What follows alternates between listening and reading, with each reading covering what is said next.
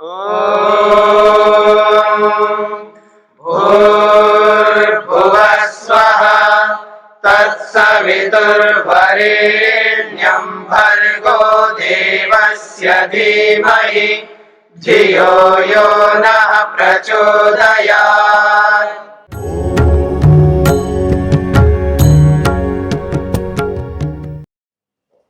पुनश्च अविद्या स्वरूपे दोषोयम, अविद्या के स्वरूप को मानने पर दोष और आता है। क्या आता है? विद्या तो अन्यत्वे ब्रह्म बाध प्रसंगा, विद्या तो अन्यत्वे, विद्या से भिन्न मानने पर ब्रह्म बाध प्रसंगा, परमात्मा का ही बाध हो जाएगा, परमात्मा का ही विनाश हो जाएगा, परमात्मा रहेगा ही नहीं फिर। हाँ जी, ये सिद्धांति का है। ब्रह्मणि खलु अविद्या शक्ति योगात् प्रधान कार्यत्वं भवेदिति स्वीकारे। ब्रह्मणि, परमात्मा में अविद्या शक्ति का योग स्वीकार करने से, यानी परमात्मा में अविद्या का संयोग होता है ऐसा स्वीकार करने से प्रधान कार्यत्वं भवेत्, तभी प्रकृति कार्य रूप में बदलती है ऐसा स्वीकार करते हो तो अविद्या स्यात् वस्तु रूपा, फिर अविद्या जो है वो वस्तु स्वरूप हो जाएगी। यस्याह शक्तिया सह ब्रह्म युज्यते, और जिस अविद्या रूपी वस्तु की शक्ति से परमात्मा जुड़ जाता है। पुनः तस्याह अविद्यायाः किला विद्या तो अन्यत्वे भिन्न वस्तुत्वे ब्रह्मणो बाध प्रसंगो भवति।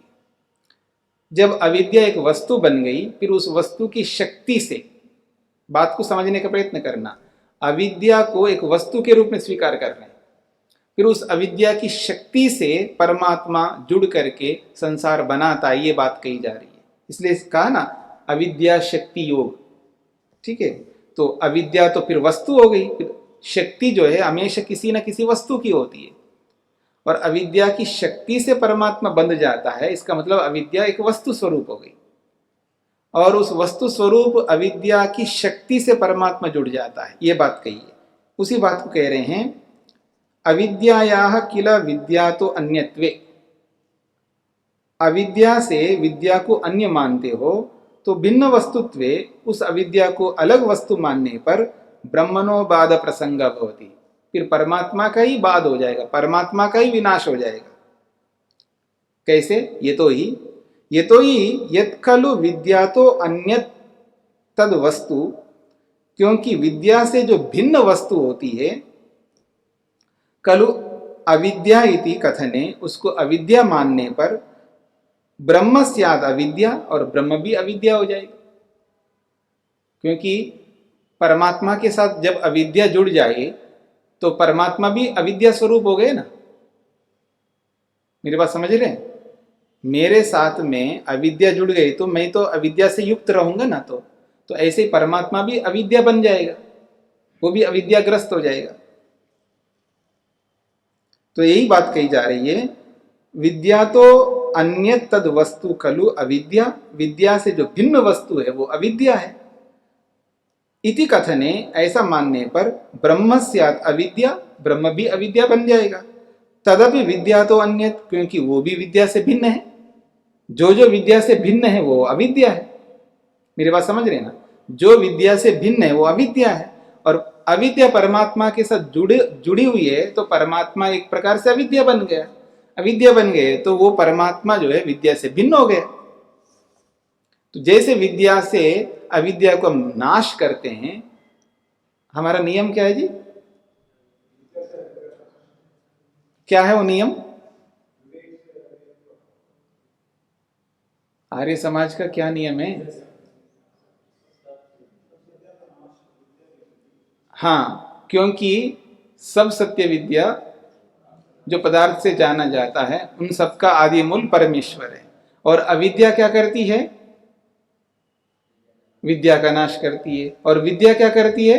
अविद्या का नाश करती है। अर्थात जब अविद्या बढ़ जाए तो विद्या को हटा देती है, इसका ये मतलब है। और जब विद्या बढ़ जाए तब अविद्या को नाश कर देती है। यानी मात्रा की मुख्यता रहती है।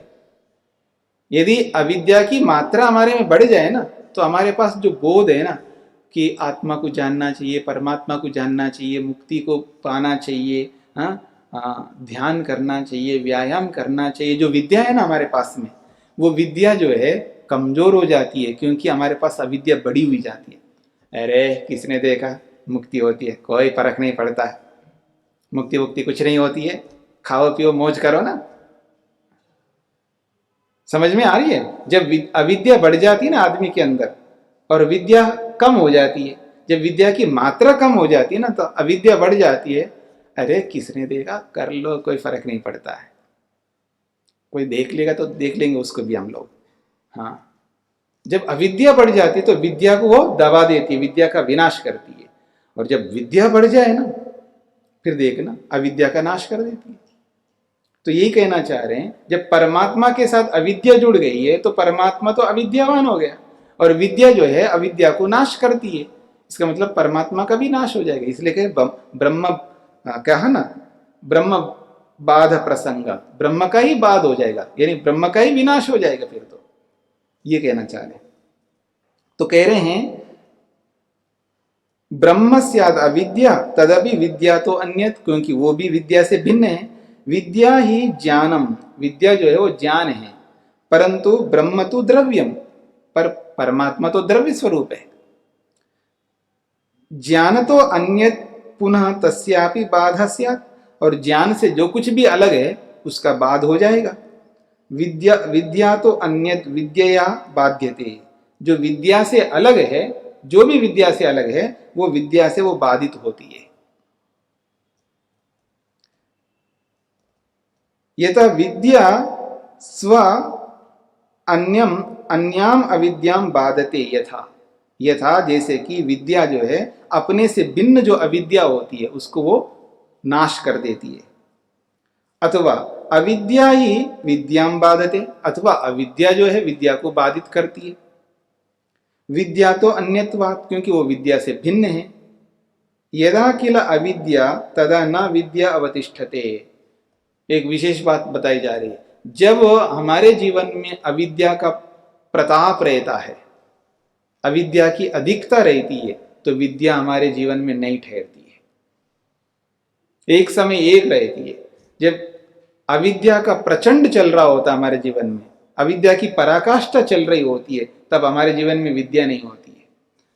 जब आदमी गुस्से में युक्त रहता है ना, गुस्सा से पीड़ित रहता है ना, उस समय उसके जीवन में प्रेम नहीं होता है। मेरी बात को समझ लेना। जब गुस्से से वो आग बगुला हो जा गया, आग जैसा बन गया, आग की तरह बन गया, इतना आक्रोश उसके जीवन में आ गया और बिल्कुल गुत्थम गुत्थम कर रहा है मन के अंदर, ठीक है, और एकदम चेहरे को लाल कर दिया, हाँ, बीपी बढ़ा दिया, अपनी चिंता से ग्रस्त हो गया, मतलब विचारों का मंथन चल रहा है, बहुत परेशान हो रहा है गुस्से से। उस समय उसके जीवन में प्रेम नहीं रहता है, एक समय एक रहेगी। ठीक इसी प्रकार से जब व्यक्ति बड़े प्रेम से रहता है किसी के साथ में, उस वक्त उसके मन में द्वेष नहीं रहता है। मेरी बात समझ लेना, प्रेम के समय द्वेष नहीं, द्वेष के समय प्रेम नहीं, दोनों में से एक रहेगा। ठीक इसी प्रकार जब विद्या है तो अविद्या नहीं रहेगी, और अविद्या है तो विद्या नहीं रहेगी। तो मात्रा को ध्यान में रखना, जब अविद्या की मात्रा बढ़ जाए हमारे जीवन में, तब हमारे जीवन में विद्या नहीं रहती है, और जब हमारे जीवन में विद्या की मात्रा बढ़ जाए तब अविद्या नहीं रहती है। तो यही बात कह रहे हैं यहां पर,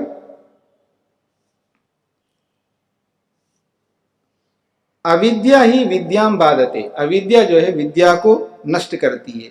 विद्या तो अन्यत्वात्, विद्या से वो भिन्न होने से। यदा किल अविद्या तदा न विद्या अवतिष्ठते, जब हमारे जीवन में अविद्या है तब विद्या नहीं ठहर सकती है। पुनः तया अविद्यया युक्तम ब्रह्म, उस अविद्या से युक्त जो ब्रह्म है, बाधितम भवेत, वो विनाश को प्राप्त हो जाएगा। समझ रहे मेरी बात?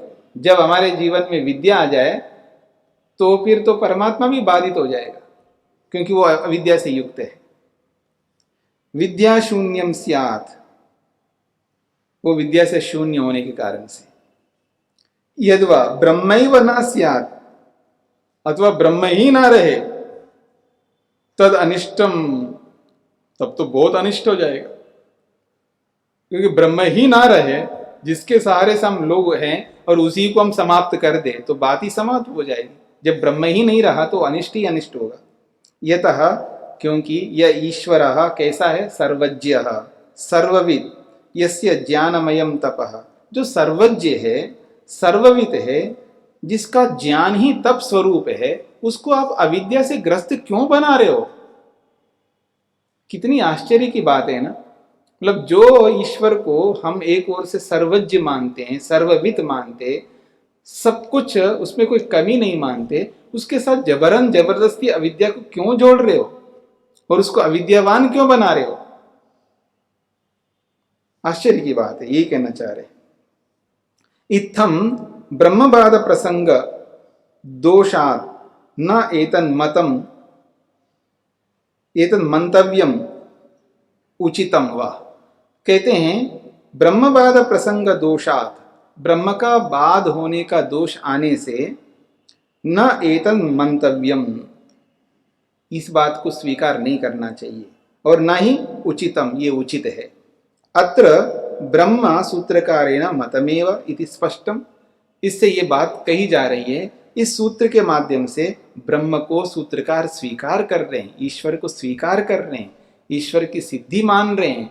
ईश्वर नहीं है, सूत्रकार अनीश्वरवादी नहीं है, इससे ये कहना चाह रहे हैं कि ईश्वर की सत्ता है। अगर विद्या तो अन्यत्वे ब्रह्मवाद प्रसंग, ये तभी कह सकते हैं सूत्रकार जब वो ईश्वर को स्वीकार करते हैं। सूत्रार्थ,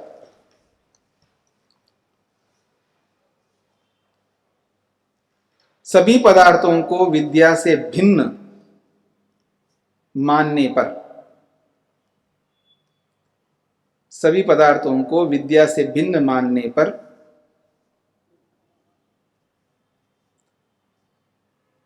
सभी पदार्थों को विद्या से भिन्न मानने पर ब्रह्म का ही विनाश मानना होगा, ब्रह्म का ही विनाश मानना होगा।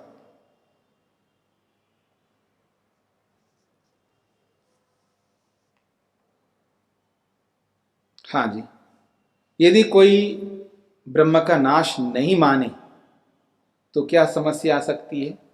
तो कह रहे हैं अथच अबाधे नैष्फल्यम, नहीं जी, ब्रह्म का तो नाश नहीं होगा, भले ही अविद्या ब्रह्म के साथ जुड़ जाए लेकिन ब्रह्म का नाश नहीं होगा। अगर ऐसा कोई माने तो कह रहे हैं अथच अबाधे नैष्फल्यम, ब्रह्म का बाध नहीं होगा, ब्रह्म का विनाश नहीं होगा, तो फिर नैष्फल्यम, निष्फल है।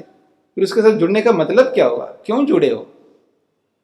मतलब उसके साथ जुड़ने को कोई प्रयोजन ही नहीं रहा है ना भाई। जुड़ता तभी है ना, उससे कोई प्रयोजन की सिद्धि करो। जुड़ भी रहा है और उसका प्रयोजन भी नहीं है, तो नैष्फल्य, निष्फल है, उसका व्यर्थ है, ये कहना चाह रहे हैं।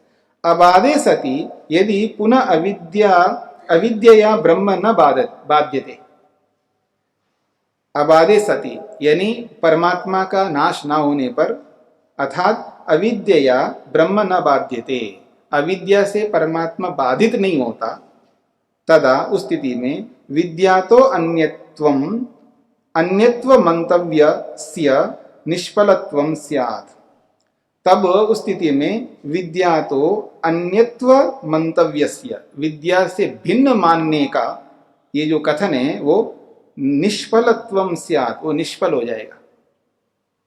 अविद्यायाः पुनः अकिंचित करत्वं सिद्धेत, फिर तो अविद्या कुछ भी नहीं करने वाला सिद्ध हो जाएगा, जुड़ करके भी कुछ कर नहीं सकता वो, तो फिर तो अकिंचित करत्व का मतलब है कुछ ना करने वाला, उसका होना और ना होना एक जैसा है, होकर के भी कुछ नहीं कर सकता, तो ना होना जैसा ही एक प्रकार से, इसको कहते हैं अकिंचित करत्व।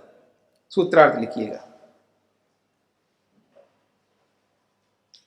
यदि अविद्या ब्रह्म का नाश नहीं करती, यदि अविद्या ब्रह्म का नाश नहीं करती,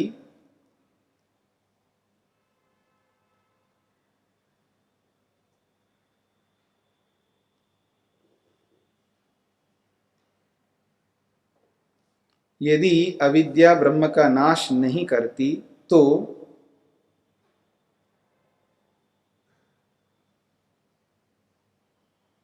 कुछ न करने वाली अविद्या निष्फल है। कुछ न करने वाली अविद्या निष्फल है।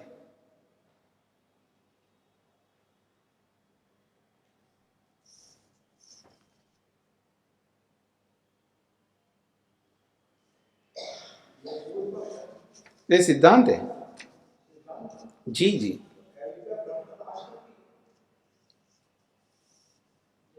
नहीं नहीं, विद्या विद्या नहीं, विद्या जो है ब्रह्म का, विद्या जो है अविद्या का नाश करती है।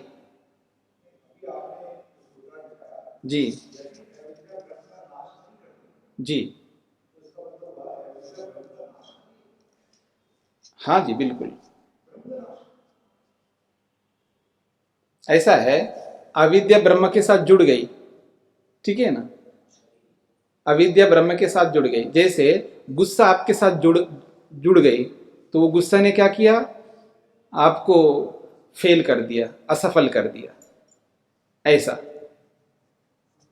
ये बात समझ में आ जाए तो वो बात समझ में आ जाए। मान लीजिए कोई बड़ा शांत आदमी है, उस पहले मेरी बात सुन लीजिए। कोई आदमी शांत आदमी है और उसके साथ जो है आपने गुस्से को जोड़ दिया, उसको सिखा करके गुस्से को जोड़ दिया, तो एक प्रकार से वो गुस्सा जो है उसी का नाश कर देती है।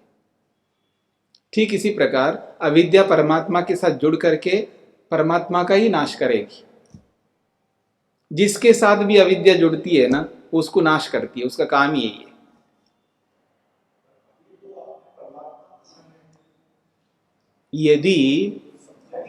यदि परमात्मा के साथ अविद्या जुड़ती है ऐसा आप मानते हो, तो परमात्मा का नाश करेगी। और फिर भी नहीं करती है, तो फिर उसके साथ जुड़ने का मतलब क्या हुआ? भाई आप कहते हो ना कि अविद्या परमात्मा के साथ जुड़ती है, नहीं जुड़ती तो कोई समस्या ही नहीं है ना। अगर जुड़ती अगर आप मानते हो तो इस दृष्टि से बोला जा रहा है। हाँ जी। पक्षांतरम आक्षिप्यते, दूसरे पक्ष को लेकर के समाधान किया जा रहा है। विद्या बाध्यत्वे जगतोप्येवम्,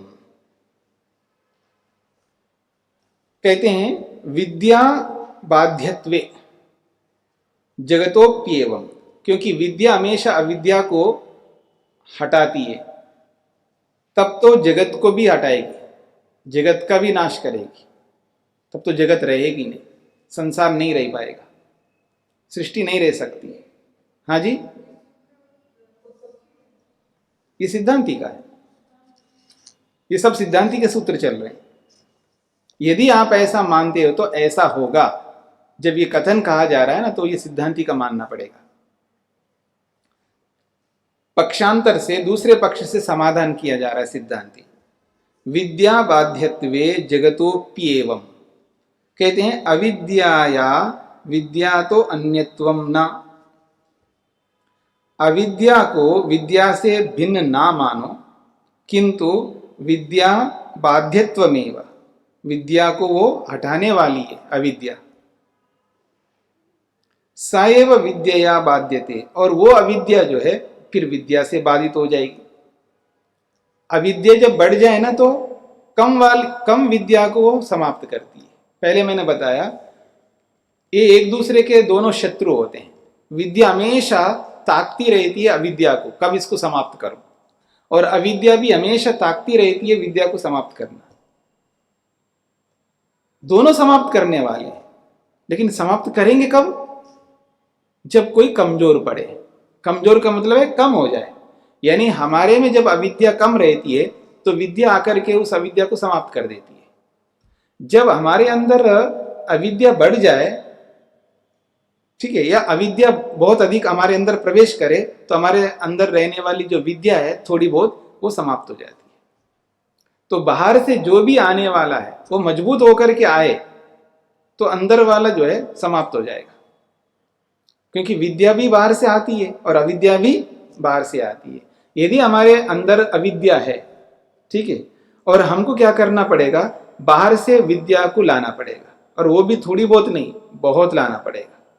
तो बहुत सारी विद्या को लाएंगे तो अंदर रहने वाली अविद्या समाप्त हो जाएगी, एक बात।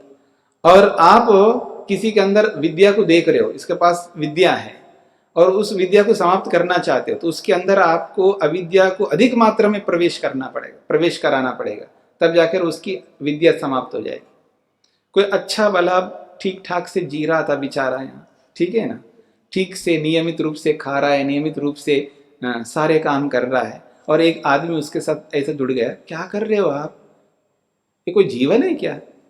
समय पर खाना, समय पर उठना, समय पर बोलना, समय पर पढ़ना, ये तो जेल है आपके लिए। मैं दिखाता हूं दुनिया क्या होती है, ठीक है। उसको पकड़ के लेके गया, यहाँ 2 बार खाता था और बाहर ले जा करके 4, 5, 6 बार खाना शुरू करवा दिया उसको, बीच बीच में खिलाता रहा, ठीक है ना। यहाँ बिल्कुल आदमी 4 बजे उठता था, उसको बाहर ले जा करके 6 बजे 7 बजे उठवा रहा है उसको, ठीक है ना। यहाँ 9:30 10 बजे सोता था, उसको बाहर ले जा करके 11, 12, 1 बजे तक जगा रहा है उसको, दिखा रहा है ना दुनिया का चकाचौंध, ठीक है। तो अब वो भला आदमी सीधा साधा यहाँ ढंग से चल रहा था, उसके पास विद्या थी, तो वो जो ले जाकर के क्या किया उसने, बहुत सारी अविद्या उसके अंदर भर दी। तो फिर वो जो अविद्या जो है उसके अंदर जो विद्या थी उसको समाप्त कर दिया। अब इसका उल्टा करते हैं, कोई 11 बजे 12 बजे 1 बजे 2 बजे तक जाग रहा है और जब चाहे तब खाता जा रहा है बकरी की तरह, ठीक है ना, हाँ, और व्यायाम भी नहीं करता है, हाँ, और पढ़ा इधर उधर टाइम वेस्ट कर रहा है। उसको पकड़ करके यहीं ले आए, उसको पकड़ करके उसके माता पिता यहीं ले आए, ला करके यहाँ बांध दिया उसको, बांधना ही कहेंगे हम लोग मोटी भाषा में, उसको बांध दिया। और उसको यहाँ बांध दिया तो वो सबको देख रहा है, सब 4 बजे उठ करके ओम ओम कर रहे हैं, यहाँ पर सब लोग मंत्रोच्चारण कर रहे हैं, और उसके ऊपर नियम है आपको उठना पड़ेगा, नहीं उठता तो उसको उठा रहे हैं जबरदस्ती।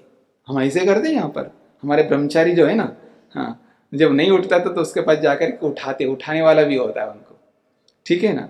तो उसको उठाते हम, तो उसको भी उठाया जबरदस्ती, 4 बजे उठने लग गया, रोज उठाते तो ये तो मेरे पीछे पड़ गए, ये तो नहीं उठूंगा तो फिर पता नहीं क्या करेगा, कभी कभी पानी भी डाल देते हैं, नहीं उठता है तो ये तो पता नहीं, तो वो उठने लग गया। जो 11, 12, 1, 2 बजे तक जगने वाला है ना, या 10 बजे उसको सुला रहे हैं, नहीं आ रही नींद तो भी लेटे रहो, वहीं पर लेटे रहो बिस्तर पर, पंखा बंद, लाइट बंद करो, सब बंद करो, लेटे रहना, इधर उधर उठना नहीं है, वहीं लेटे रहो। और लेटा रहेगा, 1 दिन नहीं आती, 2 दिन नहीं आती, 4 दिन नहीं आती, 1 सप्ताह, 10 दिन, 15 दिन, कभी तो आएगी नींद, लेटा हुआ है तो आने लग जाती उसको जल्दी नींद, फिर जल्दी उठाने लगते उसको, और यहाँ घंटी लगाते हम लोग, सब थालियां उठा करके ले जाते, अरे अभी भूख ही नहीं लग रही है, नहीं खाओ, समय हो गया, बाद में नहीं मिलेगा यहाँ पर, सबके साथ खाओ। फिर वो धीरे धीरे सबके साथ खाने लग गया, धीरे धीरे उसकी जो दिनचर्या बन गई ना, वो ऐसे बन गई, 4 बजे उठ रहा है, 10 बजे सो रहा है, और दिन में 2 बार खा रहा है, ठीक है ना। तो यहाँ जो माहौल है उसके पास विद्या आ गई, विद्या आती है, उसकी जो अविद्या है वो दब गई, समाप्त हो गई, ऐसा है। तो जब अधिक विद्या होती है तो अविद्या को समाप्त कर देती है, और जब अविद्या बढ़ जाए तो विद्या को समाप्त कर देती है। ये हमारे हाथ में है, ये सब आपके हाथ में है, हमारे हाथ में भी और आपके हाथ में भी, दोनों के हाथ में है। हमको किसी को विद्यावान बनाना है या किसी को अविद्यावान बनाना है, इस पर निर्भर करता है। तो यही कहना चाह रहे हैं यहां पर, अविद्या विद्या तो अन्यत्वम, किंतु विद्या बाध्यत्वमेव सैव विद्यया बाध्यते, वही विद्या से बाधित होती है अविद्या, नहीं स बाधे समर्था न तया अन्यत बाध्यते तस्मात् न ब्रह्मबाध प्रसंग। वो कहता है स बाधे समर्था, नहीं स बाधे समर्था, वो नष्ट होने में समर्थ नहीं है, न तया अन्यत बाध्यते, उस अविद्या से कोई दूसरी चीज बाधित नहीं होती है, तस्मात् न ब्रह्मबाध प्रसंग, ब्रह्म का बाद नहीं हो सकता। यानी परमात्मा को उससे थोड़ा हटाना चाह रहा है व्यक्ति। क्या हटाना चाह रहा है कि ब्रह्मा एक पदार्थ, एक वस्तु है, ब्रह्म बाधित नहीं होता है, परमात्मा तो सशक्त है, वो बाधित नहीं होता है, दूसरी चीज बाधित हो सकती है। इसलिए कह रहे हैं तस्मात् न ब्रह्म बाध प्रसंग, ब्रह्म का बाध होने का, ब्रह्म का नाश होने का प्रसंग नहीं आएगा। यदा ही पुरुषे विद्या प्रवर्तते, जब मनुष्य में विद्या प्रवृत्त होती है, अतः अविद्या निवर्तते, तब अविद्या हट जाती है। जैसे जैसे आदमी में विद्या बढ़ने लग जाती है तब तब अविद्या जो है हटने लगती है। तथा रूपा अविद्या चेत उच्चेता, ऐसी अविद्या को मान करके चले तो तर्री, उस स्थिति में जगत अपि एवं, जगदपि खलु एवं विद्यया बाध्यते, जगत भी फिर विद्या से बाधित हो जाएगी। विद्यावत पुरुषस्य सकाशात खलु जगदपि निवर्तते, जो विद्यावान पुरुष होता है उसके लिए जगत जो है निवृत्त हो जाती है। जिसके पास विद्या होती है उसके लिए जगत नहीं होती है, जगत हट जाती है। क्योंकि जब विवेक प्राप्त कर लेता है, अपने प्रयोजन को पूरा कर लेता है, तो उसके लिए सृष्टि नहीं होती है। ये पहले बता चुके हैं। अतः आदेशो न इति न इति, और शास्त्र भी ये आदेश करता है।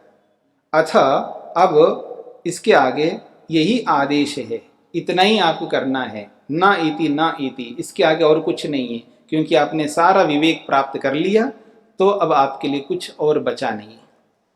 एवं जगतोपि विद्यया बाध्यत्वात् जगदपि स्यात् अविद्या, इस प्रकार से जगत भी विद्या से बाधित होती है, इस नाते जगत को भी आपको अविद्या स्वीकार करना पड़ेगा। क्योंकि विद्या से भिन्न सब अविद्या है।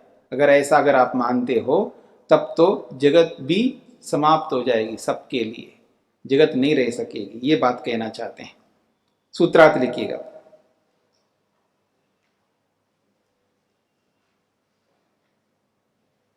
विद्या से अविद्या का मारा जाना स्वीकार करने पर, विद्या से अविद्या का मारा जाना यानी नाश होना स्वीकार करने पर,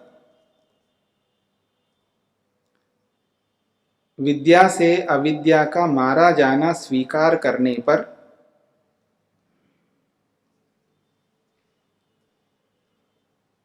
जगत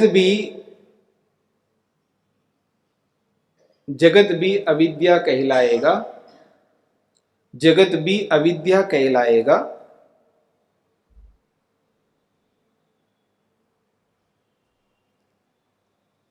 जगत भी अविद्या कहलाएगा, उस स्थिति में जगत का भी नाश हो जाएगा।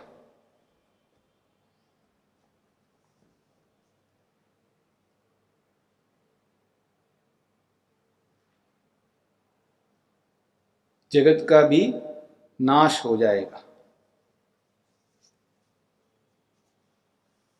इसलिए सब कुछ अविद्या के रूप में स्वीकार नहीं करना चाहिए। इसलिए सब कुछ अविद्या के रूप में स्वीकार नहीं करना चाहिए।